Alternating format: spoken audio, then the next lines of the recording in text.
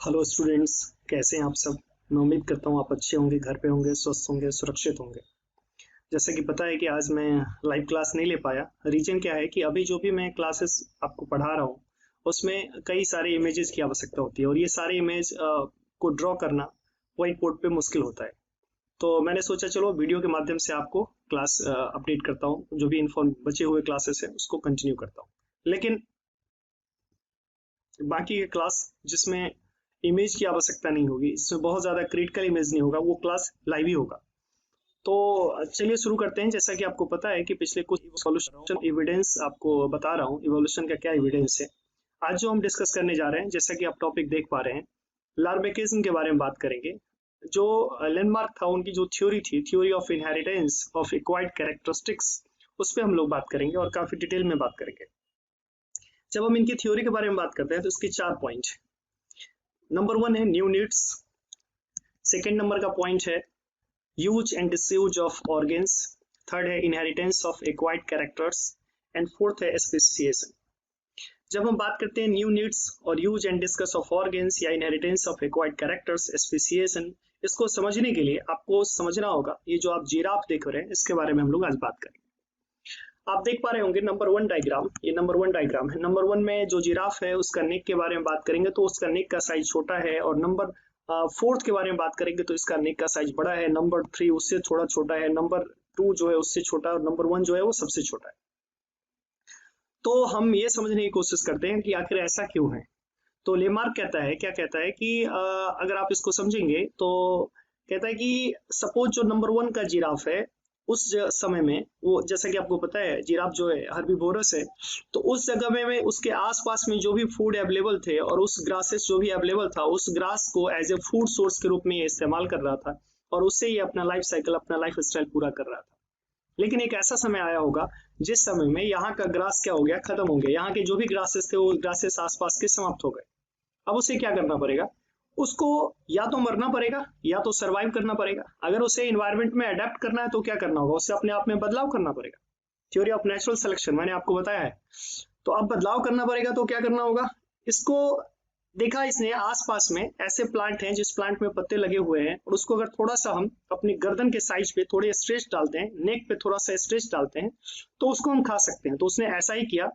तो यहाँ पे जो मैं 2 पॉइंट्स लिया था, नंबर 1 न्यू नीड्स, यानी न्यू नीड्स क्या है, यहाँ का रिक्वायरमेंट, यहाँ का जो भी फूड है, इस नंबर 1 में जो आप देख पा रहे हैं, यहाँ जो भी ग्रासेस थे वो ग्रासेस खत्म हो चुके हैं।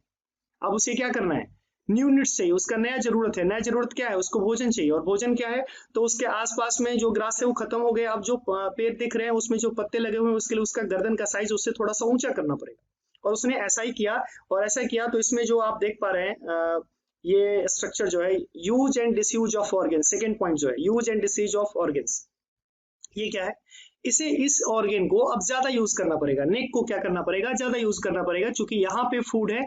और उसको यहाँ से जो पहला नंबर 1 में जो आप नेक का साइज देख रहे हैं, नंबर 2 में जो नेक का साइज देख रहे हैं, तो उससे क्या करना पड़ेगा, थोड़ा साइज इंक्रीज करना पड़ेगा, स्ट्रेच करना पड़ेगा। ठीक है, उसका लाइफ स्टाइल पूरा हो रहा है। फिर ऐसा हुआ कि यहाँ का जो फूड है वो फूड क्या हो गया, नंबर 2 में जो भी फूड थे वो फूड सारे समाप्त हो गए।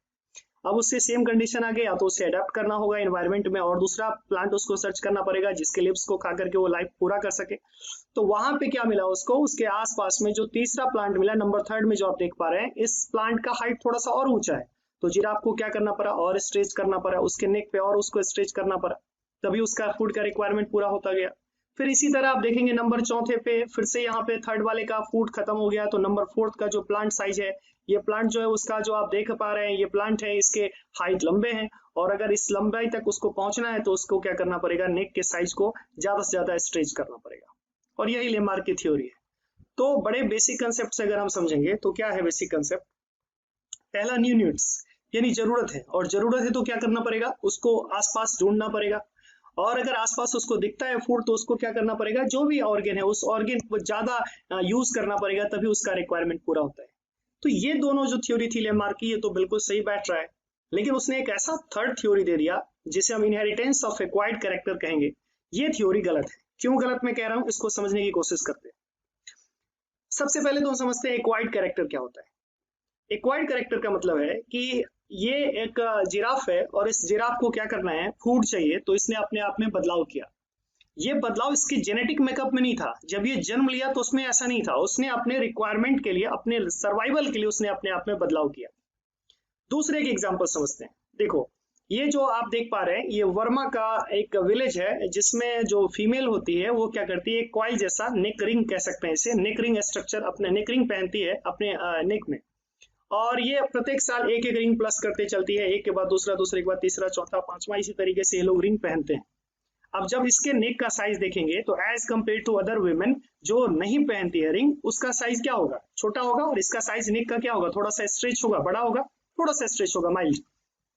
तो इससे क्या पता चलता है कि इसने एक्वायर किया है, जिसने एक्वायर किया उस जगह पे रहने के लिए, वहां की जो कल्चर है, वहां का जो भी रीति रिवाज है, उसमें उसको एडजस्ट करना है, तो उसको क्या करना पड़ेगा, ये वियर करना पड़ेगा, ये रिंग पहनना पड़ेगा। दूसरे एग्जाम्पल को समझते हैं। जैसे ये बॉडी बिल्डर है। अब ये बॉडी बिल्डर है, इसका बॉडी मस्कुलर है, इसका मसल्स, चाहे वो आर्म का मसल्स हो, चाहे वो चेस्ट का मसल्स हो, ये सारे मसल्स क्या है, काफी स्ट्रांग है। अब ये मसल्स जो इसके स्ट्रांग हैं, तो इसके पीछे क्या रीजन है, इसने एक्टिविटी किया, इसने हाई एक्सरसाइज किया, इसको मदर फादर से ये नहीं मिला, इसने अपना एक्वायर किया, इसने अपनी स्ट्रेचेस दे करके, अपने ऑर्गन पे का यूज करके, हाई एक्सरसाइज करके अपने मसल्स को डेवलप किया। अब अगर हम इस वर्ड को समझें, इनहेरिटेंस को समझें, तो इनहेरिटेंस का मतलब क्या होता है कि एक जनरेशन से दूसरी जनरेशन कैरेक्टर का ट्रांसफर। अब जो ये आपने देखा, जो 1801 में जीन बैप्टिस्ट लेमार्क ने, जो लेमार्क का एक्सपेरिमेंट था, उसका पहला पॉइंट तो सही था, दूसरा पॉइंट भी सही है, लेकिन थर्ड कहा कि आपने जो एक्वायर्ड कैरेक्टर लिया, वो एक्वायर्ड कैरेक्टर आपके एक जनरेशन से दूसरे जनरेशन जाएगा, जो बिल्कुल गलत है। कैसे, देखो, अब सपोज हम मान के चलते हैं कि ये फीमेल है, ये इसने क्या किया, नेक रिंग पहना हुआ, सॉरी नोज रिंग पहना हुआ है। यहाँ पे आप देख पा रहे होंगे इसके ईयर में भी होल्स है। तो ये जो रिंग पहना हुआ है, क्या इसने जन्म लिया उस समय इसके नोज में होल्स थे, क्या इसके ईयर में होल्स थे, नहीं। इसने क्या किया, इसने अपने क्या कहेंगे ऑर्नामेंट्स को यूज करने के लिए, अपने को स्टाइलिश बनाने के लिए, या उसकी नीड जो भी है उसको लिए उसने अपने नोज में होल्स करवाया, और उसने क्या किया, नेक रिंग पहना। लेकिन क्या इसका जो ऑफ स्प्रिंग होगा, इसका जो मैरिज होगा, इससे जो बच्चे जन्म लेंगे, क्या उसके नोज में भी होल्स होंगे, बिल्कुल नहीं होंगे। क्यों, क्योंकि ये इसके होल्स इसके जेनेटिक मेकअप के द्वारा नहीं हुआ, ये यहाँ पे इसके ईयर में जो होल्स है जेनेटिक मेकअप के द्वारा नहीं हुआ, इसने एक्वायर किया, इसने को लगा कि मुझे यहाँ पे रहना है तो थोड़ा सा स्टाइलिश दिखना होगा, मुझे नोज रिंग पहनना है, इसीलिए इसने अपने जरूरत को पूरा करने के लिए ऐसा किया, ना कि इसके जेनेटिक मेकअप में था। तो जो लेमार्क कहा, सपोज दूसरा एग्जांपल लेते हैं, अगर इसका नेक बड़ा है तो इसके बच्चे का नेक बड़ा नहीं होगा। क्यों, क्योंकि इसके बच्चे के साथ ये जेनेटिक मेकअप में नेक बड़ा नहीं है, इसने बार बार रिंग पहना, इस ज्यादा से ज्यादा रिंग पहनने की वजह से इसके नेक का साइज क्या हो गया, बड़ा हो गया। इसी तरीके से अगर हम समझें तो ये इनहेरिटेंस नहीं होगा, मदर फादर से बच्चों में ट्रांसफर नहीं होगा। जैसे ये मस्कुलर है, ये मस्कुलर पर्सन है, अब इस मस्कुलर पर्सन का मैरिज होता है, मैरिज होने के बाद इसका जो बच्चे का निर्माण होगा वो क्या मस्कुलर होगा, वो बहुत हैवी सा होगा क्या, बिल्कुल नहीं होगा। क्यों नहीं होगा, क्योंकि इसके जेनेटिक मेकअप में नहीं है, इसके जीन में ये नहीं था, इसने अपने मसल एक्वायर किया, अपने लाइफ टाइम में इसको एक्वायर किया, इसने एक्टिविटी किया, इसके वजह से इसका मस्कुलर स्ट्रक्चर बना। तो ये जो थ्योरी कहता है, लेमार्क की जो थर्ड थ्योरी है कि इनहेरिटेंस ऑफ एक्वायर्ड कैरेक्टर, ये बिल्कुल गलत है, और कहता है कि इनहेरिटेंस ऑफ एक्वायर्ड कैरेक्टर आया और उसी से स्पेसिएशन हुआ, उसी से अगले स्पेसीज में ये सारे खास जो है गुण, खास कैरेक्टर एक के दूसरे में चलता चला गया। तो ये जो थ्योरी है, ये थ्योरी सेट नहीं बैठता है। कैसे, इसको और एक्सप्लेन करने के लिए मैं एक एग्जांपल आपके सामने बात करता हूं। मैं बात कर रहा हूं अगस्ट वेइजमैन के बारे में बात कर रहा हूं। इन्होंने क्या किया, इन्होंने एक रैट को लिया और रैट के टेल को, पूंछ को काट दिया। अब रैट के पूंछ को कट कर दिया तो क्या होना चाहिए, दूसरा भी एक रैट लिया, उस रैट के भी पूंछ को कट कर दिया। अब ये रैट का भी जो टेल है वो भी नहीं है और इसका भी टेल वो भी नहीं है, तो अब जिस दोनों को मैटिंग कराया तो नया जो रैट बनना चाहिए, उसमें अगर हम लेमार्क की तरह से समझें तो उसमें क्या होना चाहिए, टेल नहीं होना चाहिए। क्यों, चूंकि ना इसके मदर में टेल है ना इसके फादर में टेल है। लेकिन हुआ नहीं ऐसा, अगस्टमैन ने जब एक्सपेरिमेंट किया तो क्या हुआ, इसके पास तो टेल आ गया। तो ये कैरेक्टर को, एक्वायर्ड कैरेक्टर को इनहेरिट करते हैं, जो थर्ड नंबर का पॉइंट आप देख पा रहे हैं, ये कैरेक्टर तो, ये थ्योरी तो सेट नहीं हुआ, ये तो पॉइंट सेट नहीं हुआ। क्यों नहीं सेट हुआ ये पॉइंट, क्योंकि अगर ये पॉइंट सेट होना होता तो ये जो दो टेल लेस रैट को जब मैट कराया गया, इससे जो बने रैट वो उसमें क्या है, टेल है, तो टेल तो नहीं होना चाहिए था। इनहेरिटेंस के हिसाब से अगर समझे तो इस दोनों के पास नहीं है, मदर फादर के पास, तो न जो ऑफ स्प्रिंग आया उसके पास नहीं होना चाहिए था, लेकिन उसके पास आ गया। तो अगस्त मैन ने सोचा चलो एक बार और करके देखते हैं। फिर उसने क्या किया, जो पहले जनरेशन में प्राप्त हुए टेल रैट, उसके टेल को भी कट कर दिया। फिर दो कट वाले को क्रॉस कराया, और क्रॉस कराने के बाद जब रिजल्ट आया तो फिर देखा फिर से टेल आ गया।